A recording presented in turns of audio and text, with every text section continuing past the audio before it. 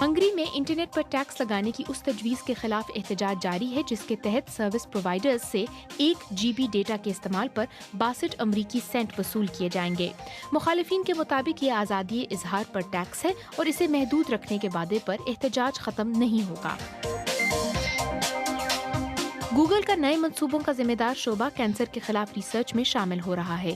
Google خون میں داخل کرنے کے لیے ایسے نینو پارٹیکلز بنانا چاہتا ہے جو شروع میں ہی کینسر زدہ خلیات کا پتہ چلائیں گے۔ یہ مقناطیسی ذرات کینسر سے خارج ہونے والے پروٹین اور شوگر سے چپک جائیں گے اور فوراً گوگل واچ جیسے ڈیجیٹل آلات کو مطلع کریں گے۔ اس منصوبے پر 100 سے زیادہ لوگ لگے ہوئے ہیں، لیکن پھر بھی گوگل کے مطابق اس کی تکمیل میں 5 سال تک لگ جائیں گے۔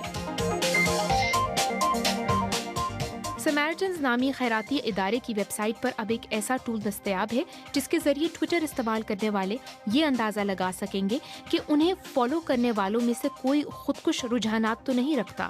یہ ٹول خودکشی پر مائل افراد کی طرف سے بار بار استعمال کیے جانے والے الفاظ پر نظر رکھتا ہے۔ سمیرٹنز کے مطابق یہ ٹول نیا ہے اور مذاق اور سنجیدگی میں فرق کرنے کی کوشش کر رہا ہے۔